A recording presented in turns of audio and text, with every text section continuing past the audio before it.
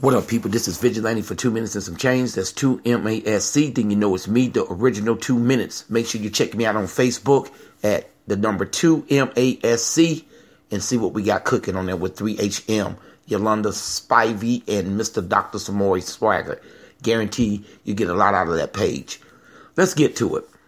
We see the backlash with Joel Osteen. He now shows some evidence that the church was damaged, and now he's opening up the door.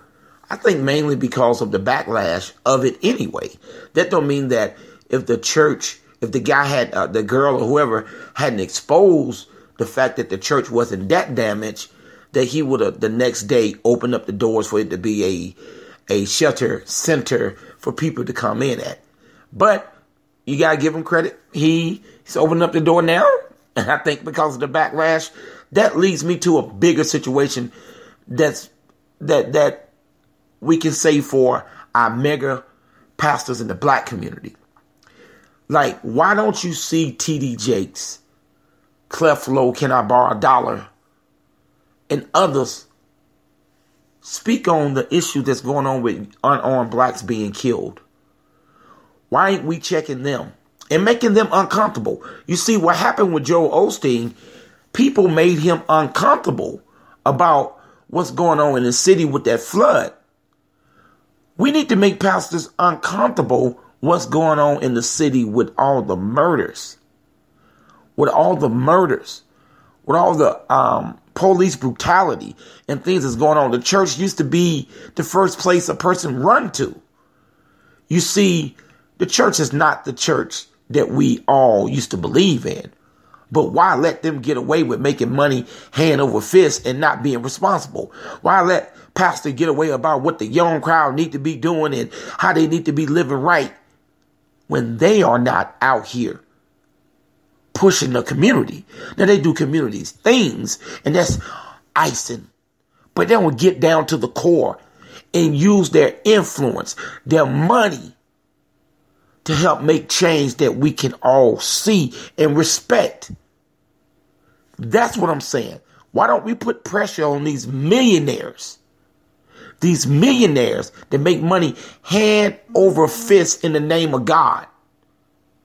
That's what I'm talking about. Why don't we put pressure on them and maybe they can respond a little bit? Because I don't know if Joel Osteen would have let his church be a shelter until somebody took pictures of it. Then he had to explain that it was damaged, and they showed the pictures of it being damaged.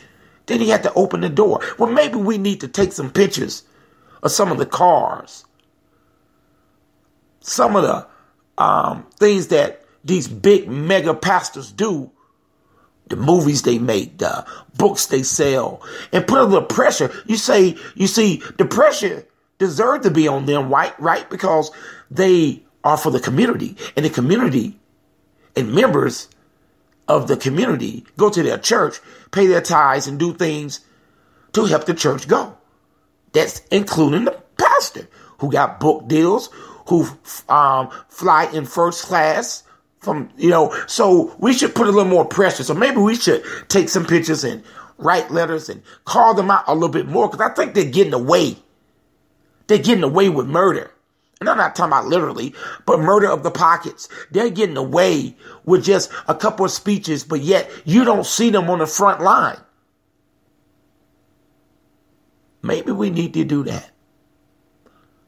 Maybe we need to do that.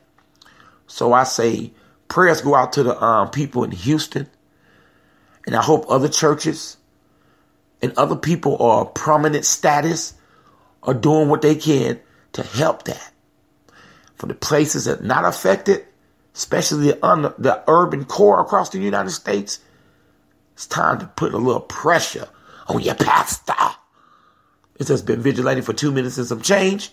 I went over, but that was the change. Out.